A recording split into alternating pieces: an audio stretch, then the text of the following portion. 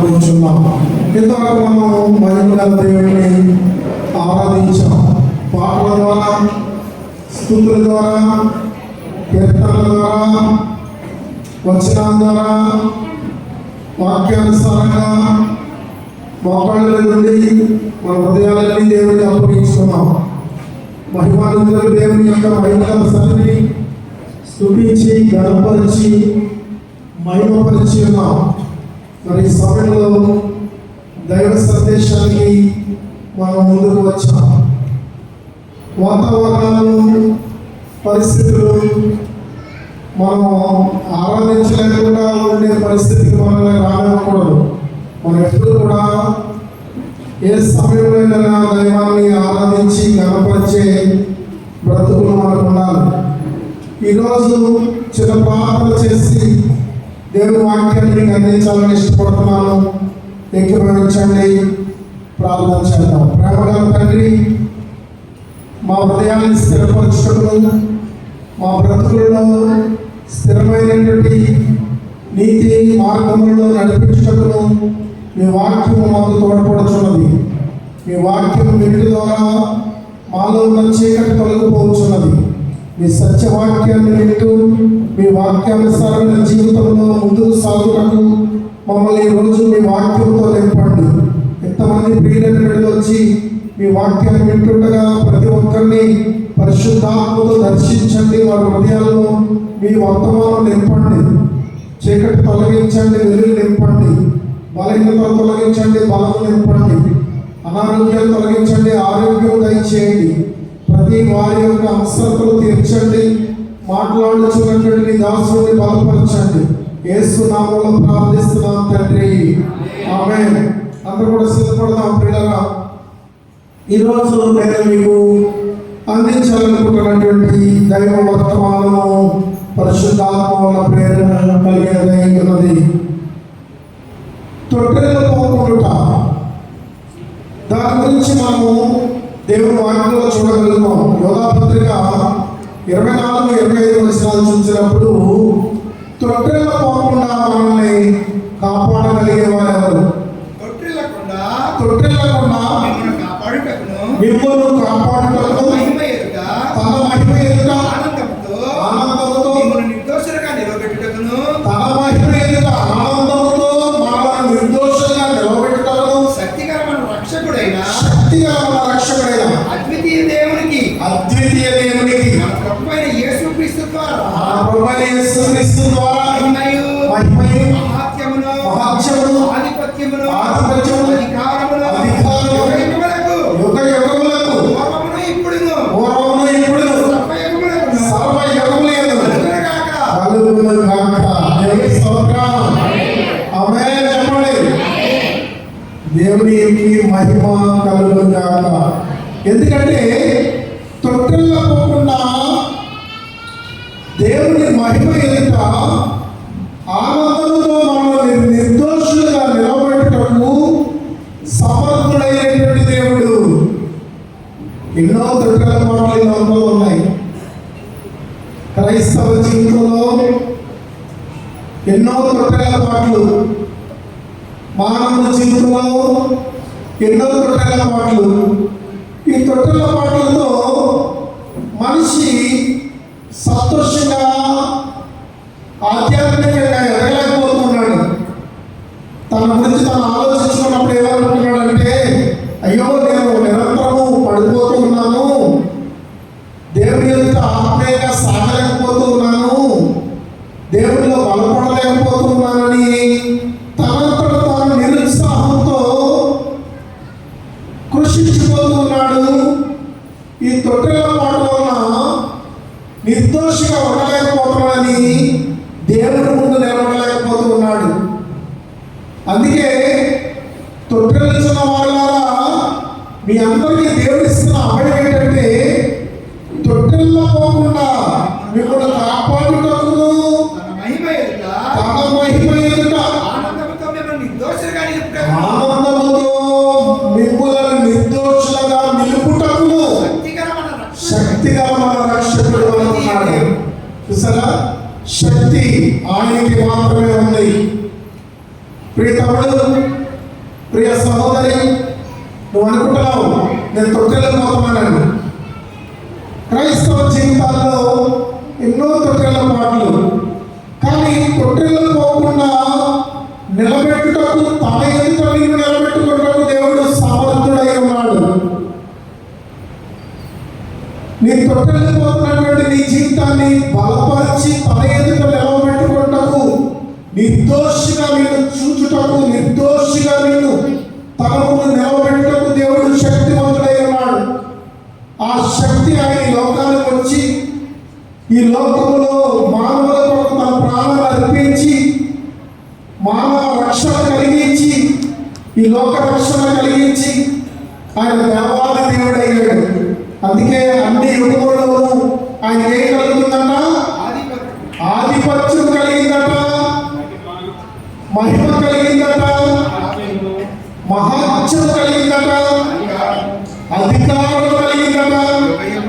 యుగ యుగముల వరకు, పూర్వము ఇప్పుడు సర్వయుగముల వరకు కలుగుతుందంట. ఎంత గొప్ప సంగతి!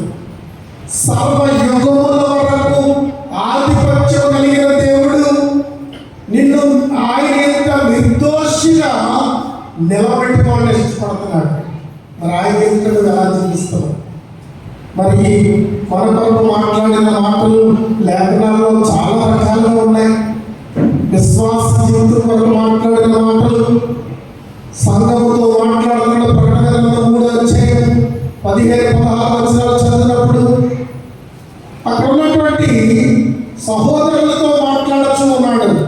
ఏమని మాట్లాడుతున్నాడంటే, నీ క్రియలను నేను ఎరుగుదును, నువ్వు చల్లగానైనను వెచ్చగానైనను లేవు, నువ్వు చల్లగానైనను వెచ్చగానైనను ఉండిన మేలు, నువ్వు వెచ్చగానైనను చల్లగానైనను ఉండక నులివెచ్చగా ఉన్నావు కనుక ఎలా ఉన్నారంటే విశ్వాసులు అంటే చల్లని స్థితిలో ఉన్నా కూడా దేవుడు వారిని ప్రేమిస్తున్నాడు. వెచ్చని స్థితిలో ఉంటే ఆయన మహానందం ఎదుట నిలబెట్టుకుంటున్నాడు. వెచ్చని స్థితిలో ఉన్నామా, చల్లని స్థితిలో ఉన్నామా మనం ఆలోచించుకోవాలి. తొట్టెళ్ళకు నామలను కాపాడి తన ఎదుట నిలబెట్టుకునే దేవుడు తొట్టెళ్ళకు నిలబెట్టి మనందరినీ నిర్దోషులుగా నిలబెట్టే దేవుడు. సంఘముతో మాట్లాడుతున్న మాటలు ఏంటంటే, నువ్వు వెచ్చని స్థితి కలిగి ఉండాలి అని చెప్తున్నాడు. అక్కడ ఇశ్రాయేలు సమాజం అంతటితో పేదలు మాట్లాడుతూ అపోస్తుల కార్యాలు 2:3 నుంచి చదవండి.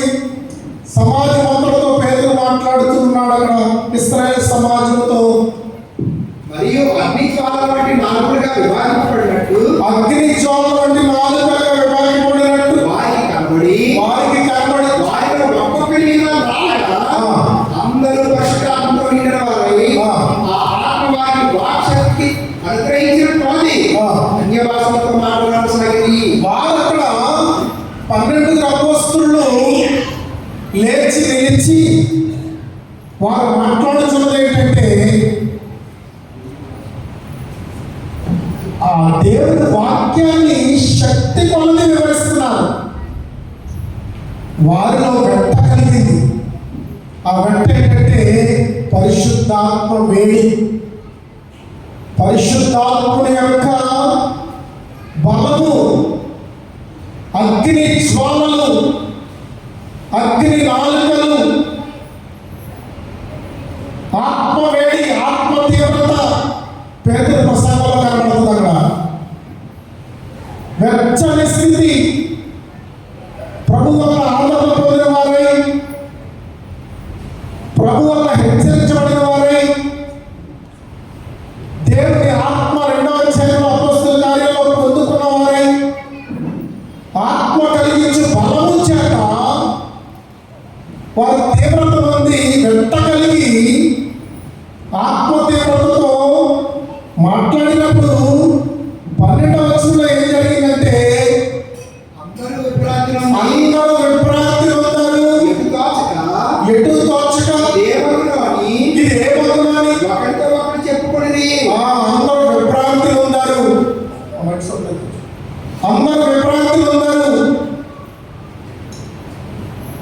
ఎందుకు వారికి ఆశ్చర్యం కలిగిందంటే ఇంకా అక్కడ చెప్తాడు, వారు నొచ్చుకున్నారు, పొడవబడ్డారు. 37వ వచనానికి వెళ్ళేసరికి నొచ్చుకున్నారు, పొడవబడ్డారు, వారు హృదయంలో నొచ్చుకున్నారు. వారు మేమేమి చేతులను అడుగుతున్నారు. ఒక నిర్ణయానికి వచ్చారు. అక్కడ 3000 మందికి పేదలు బాప్తిసం ఇచ్చాడు. చల్లని స్థితి నుంచి వెచ్చని స్థితికి 3000 మంది వచ్చారు. కనుక చల్లగలలో ఉండు, వెచ్చగలలో ఉండు. చల్లని స్థితిలో ఉంటే దేవుడిని రక్షిస్తాడు, తన వాక్కును పంపుతాడు, తన వెంట కలిగిస్తాడు, తన ఆత్మ నింపుదల ఇస్తాడు, తన వాక్కు ద్వారా నిన్ను రక్షణలోకి తీసుకొస్తాడు. ఇశ్రాయేలు సమాజం అంతా పండగ చేసుకోవడానికి వచ్చారు అక్కడికి. ఆ పండగ వేళ వారిలో 3000 మంది క్రీస్తు వెలుగును చూచారు, వెచ్చని స్థితికి వచ్చారు. ఆత్మ అపోస్తుల మీద బలముగా రాగా వారు వేడి కలిగిన వారే తీవ్రతతో అగ్ని జ్వాల వంటి నాలుకలుగా విభాగింపబడిన ఆత్మ వారిని బలపరచగా వాక్శక్తితో వారు 3000 మందికి వెంట కలిగించారు.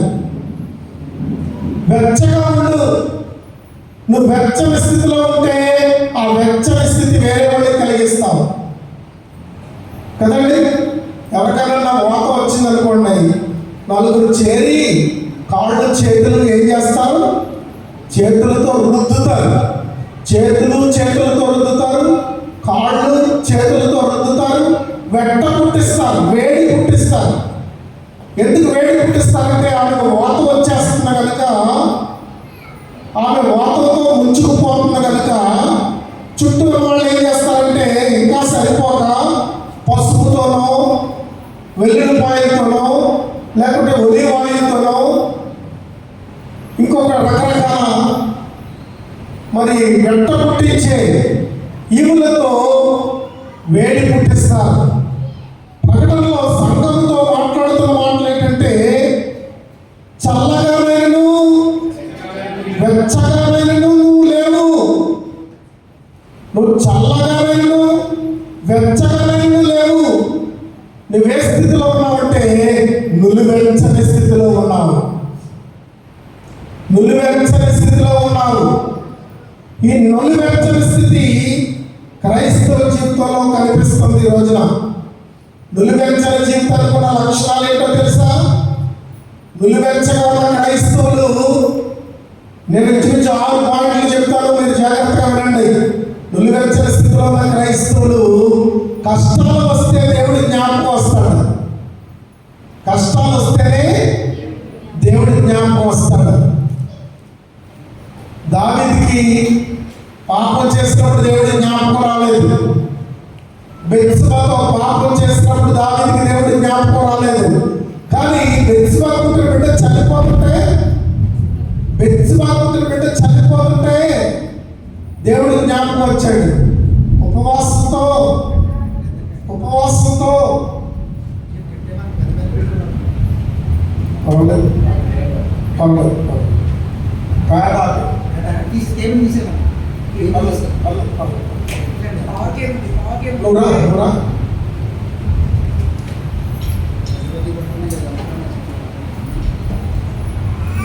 అయితే దావీదుకి ఆ బిడ్డ చనిపోతున్నప్పుడు దేవుడి జ్ఞాపకం వచ్చాడు. ఉపవాసంతో నేలను పడుకుని ప్రార్థన చేస్తున్నాడు. మనం నులివెచ్చని లక్షణాలు కలిగి ఉంటాం. దావీదు అంతటి వాడే ఆ రోజు అలా ప్రవర్తించాడని మనకు బైబిల్లో ఉదాహరణ ఉంది. నులివెచ్చని స్థితి క్రైస్తవులకు ఉన్నది. కష్టాలు వస్తేనే దేవుడి జ్ఞాపకం వస్తాడు. కష్టాలు లేకపోతే దేవుడి జ్ఞాపకానికి రాడు.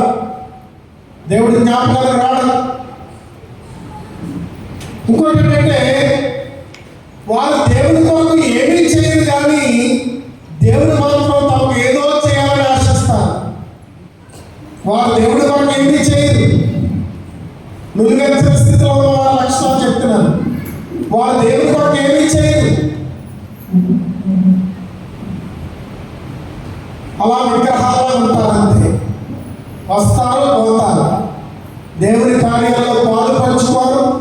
దేవుని కొరకు ఇది చేద్దాం అది చేద్దాం, మనం ఈ సేవలో ఈ రకమైన సహకారం అందిద్దాం అనే తలంపుతో ఉంటారు.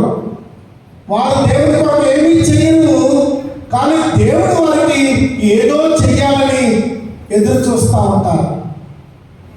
ఇది రెండోది. మొదటిదేంటి? కష్టాల్లో తప్ప, కష్టాలు వస్తేనే తప్ప దేవుడి దగ్గరికి రాడు, దేవుడు గుర్తు రాడు. రెండోది ఏంటి? వారు దేవుడి కొరకు ఏమీ చేయరు, కానీ దేవుడు వారికి ఏదో చేయాలని ఆశపడుతూ ఉంటారు. నులివెచ్చని స్థితి. అందుకే ఆ సంఘముతో ఆ మాట, ఏ సంఘంతో చెప్పడం మాట చూడండి, లవోదికీయ సంఘంతోనే కదా కూడా జైల్లో చెప్తున్నాడు. ఏమని చెప్తున్నాడంటే, మీరు నులివెచ్చని స్థితిలో ఉన్నారు. ఈరోజు పరిశుద్ధాత్మ దేవుడు మనతో మాట్లాడుతూ ఉన్నాడు.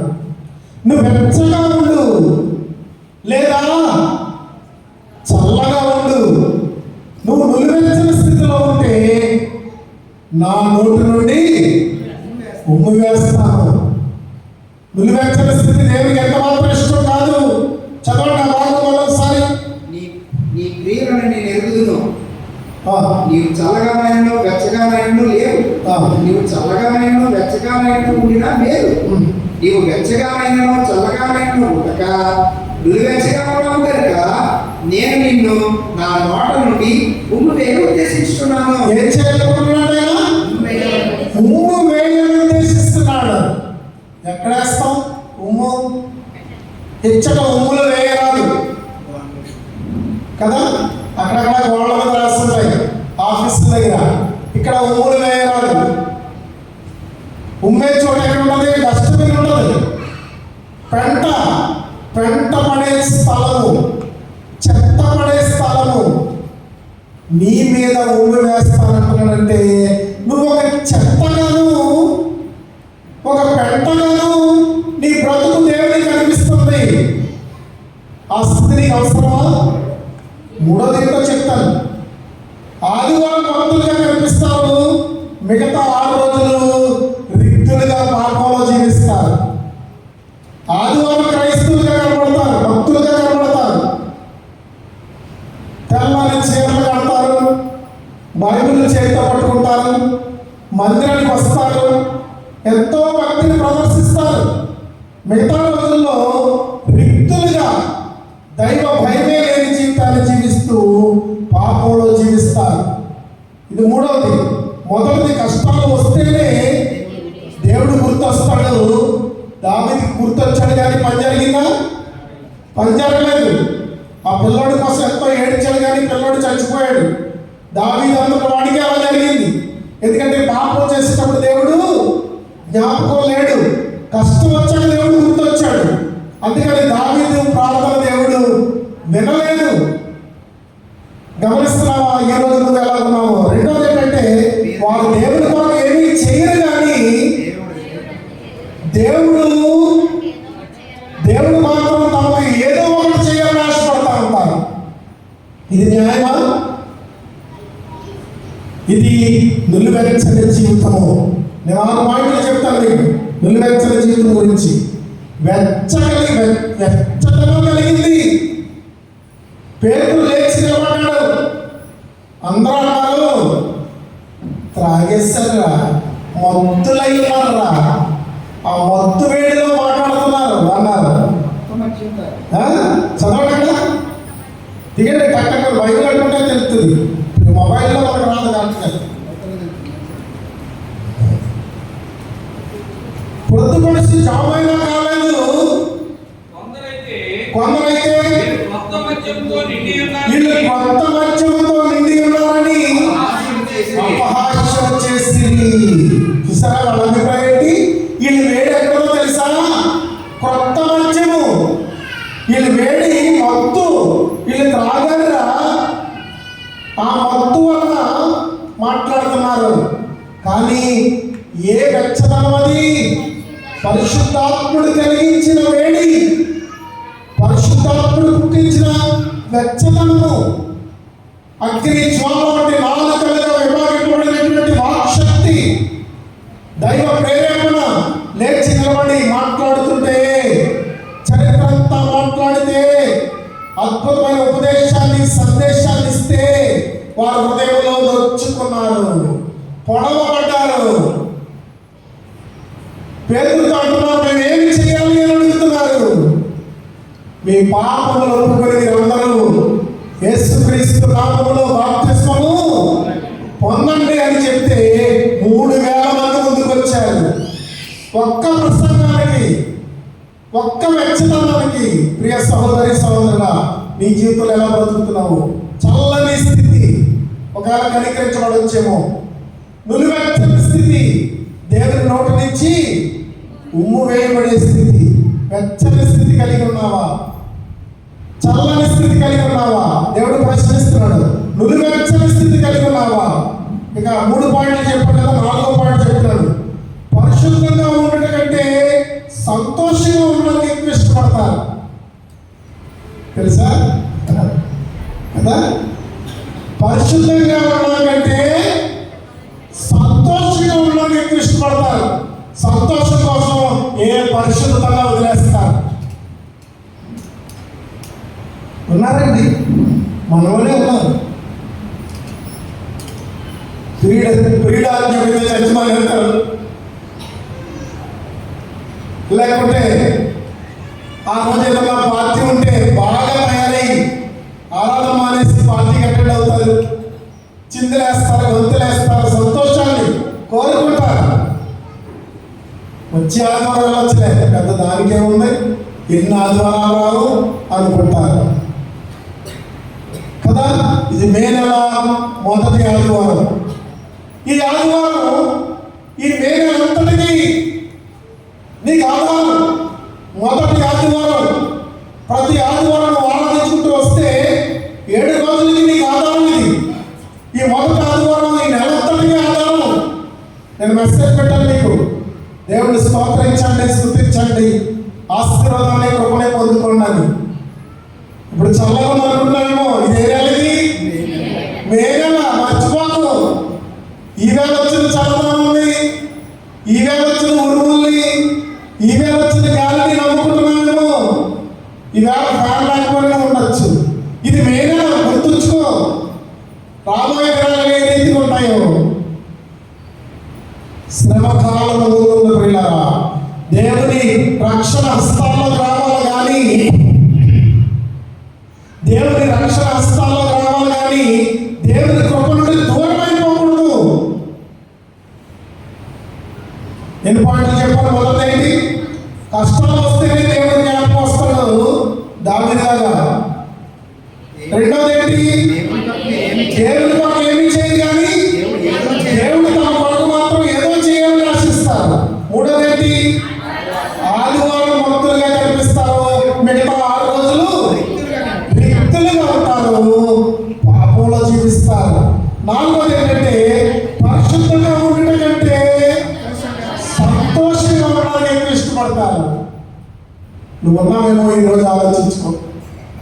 దేవుని బిడ్డగా జీవించాలని తీర్మానించుకున్నావు. ఆ 3000 మంది బాప్తిసం పొందినట్టు నువ్వు కూడా బాప్తిసం పొందావు. రక్షణ వస్త్రం కప్పుకున్నావు, విందులోకి పిలవబడ్డావు, పరిశుద్ధాత్మ విందులో పాలు పంచుకుంటున్నావు. క్రీస్తు ప్రభువు యొక్క పిలుపు ఉంది, రాకడ ఉంది, అంచె తీర్పు ఉంది. ఆ రోజు నువ్వు దేవుని ముందు నిలబడాల్సిన అవసరం ఉంది.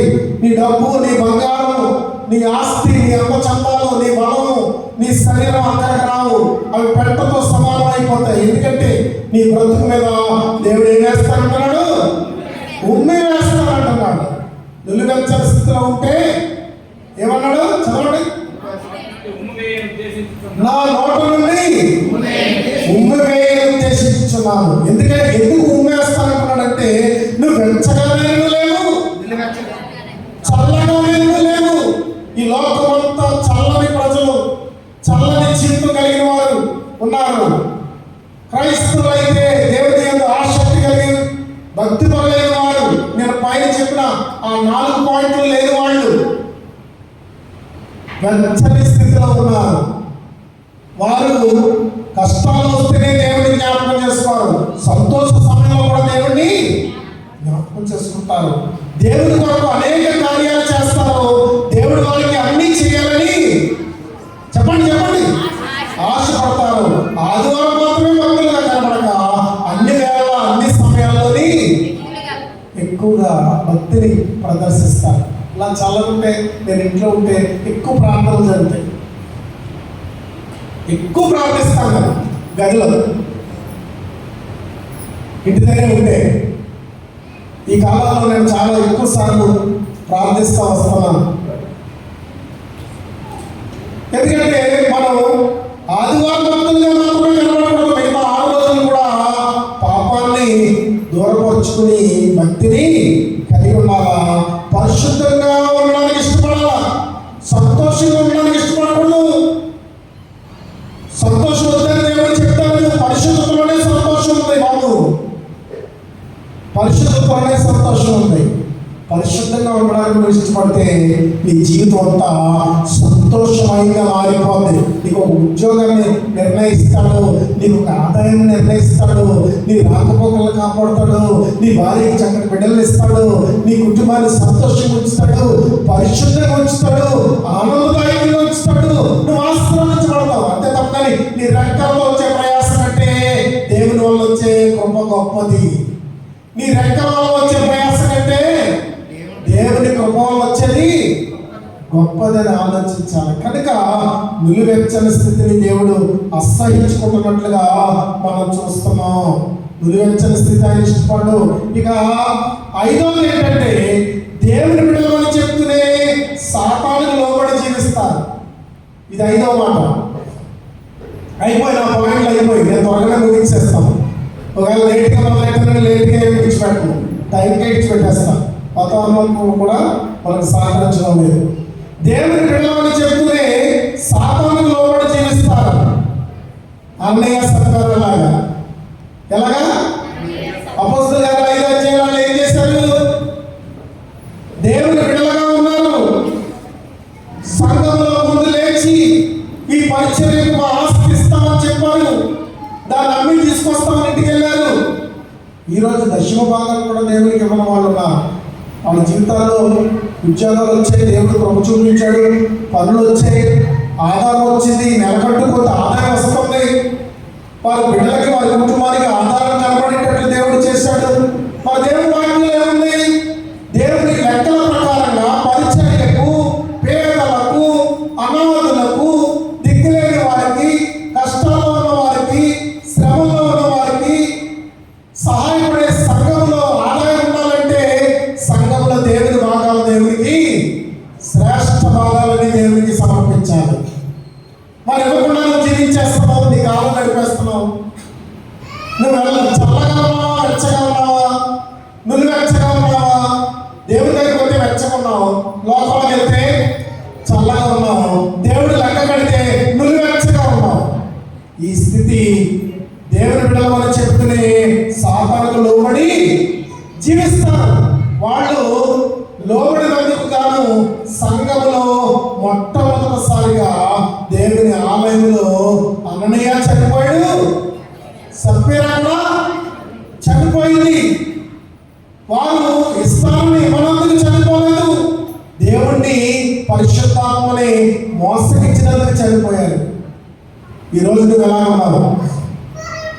ఇస్తానలో ఇవ్వనందుకు చనిపోలేదు, ఇవ్వకపోవడం వల్ల చనిపోలేదు. వాళ్ళు ఎందుకు చనిపోవడం తెలుసా? పరిశుద్ధాత్మ వ్యతిరేకంగా ప్రవర్తించారు. ఈరోజు నువ్వు ఎలా ప్రవర్తిస్తున్నావు ఆలోచించుకో. దేవుని వాక్యమే పరిశుద్ధాత్మ జ్వాలలు, దేవుని వాక్యమే వేడి వెంట పుట్టించేది, ప్రోత్సాహాన్ని ఇచ్చేది, బలపరిచేది. దేవుని వాక్యము నీకు బోధిస్తున్నప్పుడు దేవుని వాక్యానుసారంగా నీ జీవితం ఉందా? దేవుని వాక్యానుసారంగా నీ ప్రార్థన ఉందా? దేవుని వాక్యానుసారంగా నీ మొక్కుబడులు ఉన్నాయా? దేవుని వాక్యానుసారంగా నీ పరిచర్య ఉందా? దేవుని వాక్యానుసారంగా నీ జీవితం ఉందా? దేవుని వాక్యానుసారంగా నీ బైబిల్ చదువుతున్నావా?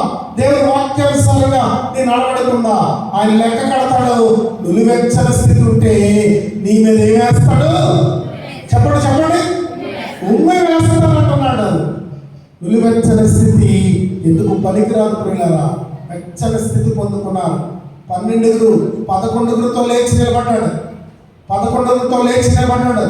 అపొస్తలుల కార్యాల్లో 11తో లేచి నిలబడ్డాడు. దేవుడిచ్చిన వాక్శక్తి పొందుకున్నాడు. అగ్ని జ్వాలను పొందుకున్నాడు. బలము పొందుకున్నాడు. వెట్ట కలిగి ఉన్నాడు. వాళ్ళన్నారు వీళ్ళు మత్తుతో మందు తాగి మద్యము తాగి వేడెక్కి మాట్లాడుతున్నారు అనుకున్నారు. కానీ వీళ్ళు ఆ వేడితో మాట్లాడలేదు. ఎందుకంటే వీళ్ళు మాట్లాడిన తర్వాత మనుషులు హృదయంలో నొచ్చుకున్నారు, హృదయంలో పొడుచుకున్నారు, వారి పాపములు ఒప్పుకున్నారు. 3000 మంది ముందుకు వచ్చారు. యేసుక్రీస్తు రక్షకుడిగా అంగీకరించారు. వారి పాపములు ఒప్పుకున్నారు. వారు నీటి బాప్తిసం పొందారు. సంఘము చేర్చబడింది. 3000 మందితో సంఘము స్థాపించబడింది. మొట్టమొదటి అపొస్తలుల కార్యాలు 2వ అధ్యాయంలో పెంతెకోస్తు పండగ దినాన క్రీస్తు సంఘము స్థాపించబడింది. చెప్పడం కూడా దేవుని మహిమపరచాలి. దేవుని స్తోత్రం. ఎన్ని పాయింట్లు చెప్పాను? 5 పాయింట్లు చెప్పాను. 6వ చెప్తున్నాను. మాటి మాటికి పాపంలో పడిపోతారు.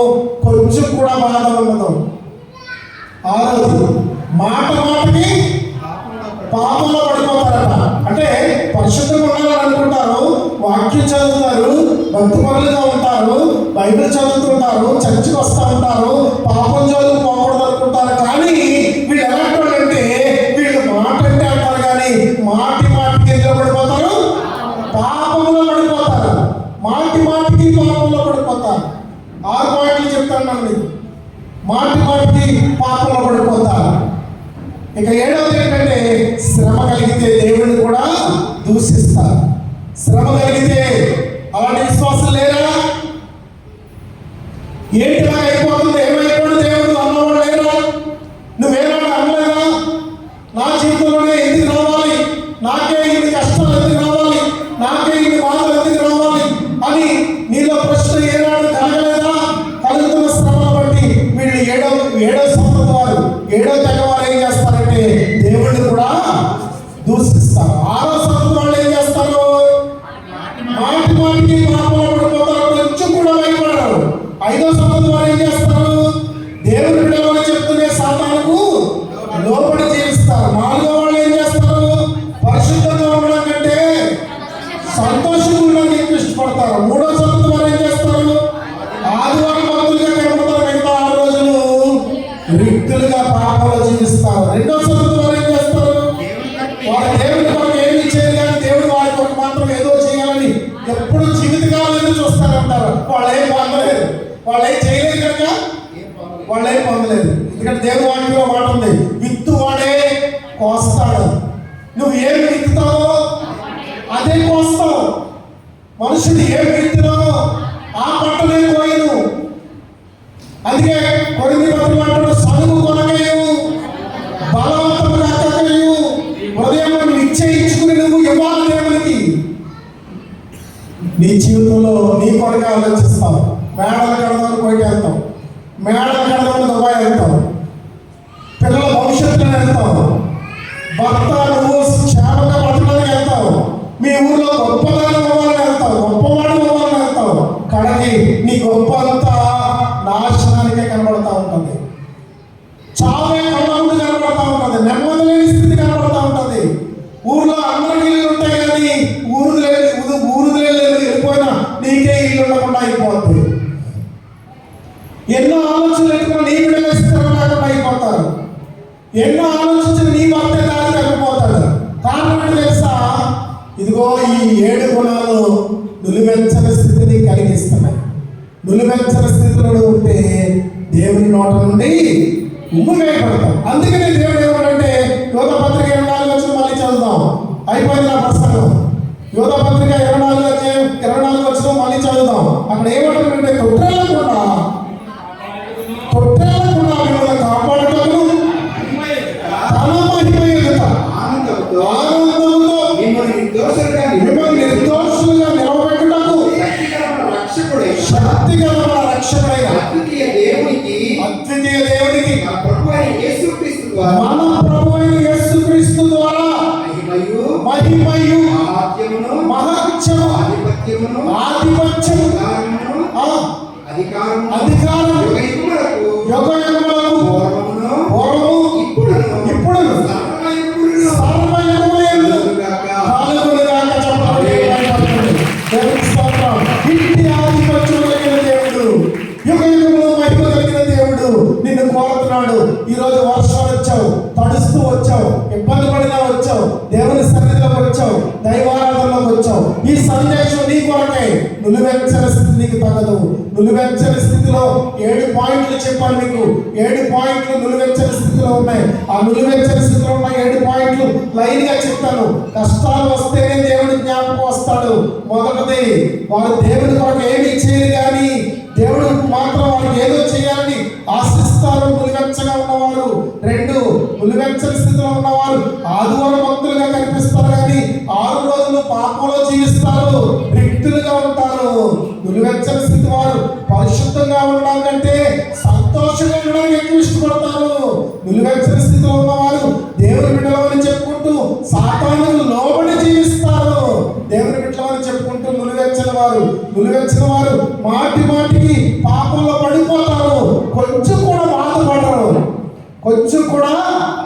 బాధపడరు. పాపం చేసేస్తారు, ప్రార్థన చేసేస్తారు, పాపం చేసేస్తారు, బైబిల్ చదివేస్తారు, పాపం చేసేస్తారు, దేవుని దగ్గర వచ్చేస్తారు, బూతులు తిట్టేస్తారు, త్రాగుడు తాగేస్తారు, అన్ని తప్పుడు పనులు చేసేస్తారు, అబద్ధాలు ఆడేస్తారు, మోసాలు చేసేస్తారు, దేవుని వాగాలను కొట్టేస్తారు, దేవుని సంఘంలో ముందుంటారు, ఫ్యాన్ కింద ఉంటారు, దర్జాగా ఉంటారు, కొంచెం కూడా బాధపడరు. ఇక 7వది ఏంటంటే, వీళ్ళ జీవితంలో కష్టాలు ప్రారంభమైనప్పుడు, శ్రమలు ప్రారంభమైనప్పుడు, దేవుడు వీరిని విడిచిపెట్టేసినప్పుడు, దేవుని కృప వీరికి దూరం అయిపోయినప్పుడు, దేవుని కాపుదల వీరికి దూరం అయిపోయినప్పుడు, రక్షణ కంచి తెగిపోయినప్పుడు, కష్టాల పాలైనప్పుడు వీళ్ళు చివరిగా ఏం చేస్తారంటే దేవుడు ఏమైపోయాడు అని ప్రశ్నిస్తారు, దేవుణ్ణి దూషిస్తారు. ఈ 7 పాయింట్లు ఈ నిలువెచ్చని వారి కొరకు చెప్పాను. కనుక తొట్టెళ్ళకుండా నిన్ను కాపాడి తన ఎదుట, తన మహిమ ఎదుట నిలబెట్టుకునే దేవుని ఎదుట ఈ రోజు నువ్వు ఏం ప్రార్థన చేసి వెళ్తావో తల్ల ఉంచండి, ప్రార్థన చేసుకుని వెళ్దాం. ఏం ప్రార్థన చేసి వెళ్తావో ఈ రోజు తల్ల వచ్చి సిద్ధపడండి, ప్రార్థన చేసుకుని వెళ్దాం. వచ్చిన ప్రార్థన చేసుకున్నాం. సకల ఆశీర్వాదాలకు కారణమైన దేవ, మహాగణము, మహిమాన్వితుడవు, సర్వశక్తి సంపన్నుడవు, జరిగిపోయిన కాలంలో జరగబోయే కాలంలో మహిమాన్వితుడవై ప్రజ్వలించే దేవుడవు, శక్తి సార్వభౌముడవు, నీకు స్తోత్రాలు చెల్లిస్తున్నాను. నాయనా, మీరు మాతో మాట్లాడిన ప్రతి మాటను బట్టి 7 మాటలు మేము నేర్చుకున్నాం. నులివెచ్చని బ్రతుకులు మాకున్నాయి నాయన. ఈ నులివెచ్చని స్థితిలో మేము జీవిస్తే నాయన నీ నోటి నుండి ఉమ్ము వేయబడి తృణీకరించబడతాం నాయన. ఒకరిని మార్చలేము, ఒకరిని మాదిరిగా ఉండలేము, బ్రతుకులో సంతోషంగా ఉండలేము, పరిశుద్ధులుగా ఉండలేము, ఆత్మీయ సంతోషాన్ని అనిపించలేము, పరిశుద్ధులుగా ప్రార్థించలేము, పరలోక రాజ్యాన్ని చేరలేము, నీ తీర్పులో నిలబడలేము. కనుక బ్రహ్మ దావీదు బెత్షెబాతో పాపం చేస్తున్నాడు, సంతోషంగా చేశాడు, కానీ ఆ బిడ్డ కోసం అయితే కన్నీరు కార్చి ఉపవాసం నేడుస్తున్నాడు. ఇలాంటి నిలువెచ్చని స్థితులు మా బ్రతుకుల్లో కానీ ఉంటే నాయన ఈ మధ్యకాల సమయంలో ఈ పరిశుద్ధ ఆరాధనలో నా తండ్రి మమ్మల్ని దయతో జ్ఞాపకం చేసుకోండి. మేమే దోషములు కలిగి ఉన్నాము, ఏ అపరాధాలు కలిగి ఉన్నాము, ఏమి చేయాలని చేయడం లేదు, ఏదో చెయ్యాలి అని ఎదురు చూస్తున్నావు. నువ్వు మా కొరకు ఎన్నో చేయాలని ఎదురు చూస్తున్నావు, కానీ నీ కొరకు మేము ఏమీ చేయలేని వారిగా ఉన్నాం. ఎప్పుడు మా తప్పనే, ఎప్పుడు మా బ్రతికే, ఎప్పుడు మాకున్నాయి, ఎప్పుడు మా ఇల్లే, ఎప్పుడు మా బిడ్డలే, ఎప్పుడు మా బ్రతికే. ఇలాంటి స్థితి వారి కడుపే వారికి దేవుడు అని రాయబడుతుంది. కనుక ఇలాంటి స్థితి మా జీవితంలో ఉన్నాడు. మేము నిలువెచ్చని స్థితిలో తొట్టెళ్ళిపోతూ ఉంటాం. కనుక మమ్మల్ని స్థిరపరిచి బలపరచుము నాయన. ఈ దినకాలపు వాక్య సందేశం విని వారందరినీ ఆశీర్వదించండి. ఎన్నో కష్టాల్లో ఉన్నారు, చాలా బాధల్లో ఉన్నారు, విదేశాల్లో నుండి నలిగిపోతున్నారు, ఎన్నో కష్ట నష్టాలతో నెమ్మది లేకుండా వేదనతో కృషించిపోతున్నారు, ఎందుకా ఈ బ్రతుకని కృంగిపోతూ ఉన్నారు. కనుక ప్రభావ దయతో జ్ఞాపకం చేసుకో. నిలువెచ్చని స్థితి వారికి తీసి వెచ్చని స్థితి వారికి దయచేయి. వారిని బలపరచు, మీ ఆత్మతో నింపు, పరిశుద్ధాత్మ నింపుదలను బలమును శక్తిని వారికి ప్రసాదించు, దీవించి ఆశీర్వదించమని, రోగులైతే స్వస్థపరచమని, పాపులైతే క్షమించమని. నాయన చదువుతున్న బిడ్డలు, ఎగ్జామ్స్ రాస్తున్న బిడ్డలు, అన్సెట్ కొరకు, అలాగే ప్రభావ మరి ఇంకా రకరకాల కోర్సుల కొరకు నాయన సెట్లు రాస్తున్నారు తండ్రి, నాయన ఆ సెట్ రాస్తున్నారు, అలాగే ఎంసెట్ రాస్తున్నారు, ఈ సెట్ రాస్తున్నారు. ఈ సెట్లన్నింటిలో వారు ప్రతిఫలం పొందుకుంటూ ఆశీర్వదించబడడానికి దీవెనలు చదువుకున్న బిడ్డలకి దయచేయండి. సంఘాన్ని ఆశీర్వదించి దీవించండి. ఈ ప్రార్థనలో తల వంచి ఏకీభవించి ఆమెను వారందరినీ మీ కృపతో నాయన వెచ్చని స్థితికి తొట్టెళ్ళిపోకుండా బలపరిచి స్థిరపరచమని యేసు పరిశుద్ధ నామములో ఘనపరిచి స్తుతించి ప్రార్థించి వేడుకుంటున్నాం తండ్రి. ఆమేన్ ఆమేన్. మీ అందరికీ వందనాలు. దేవుడు మిమ్మల్ని దీవించును గాక.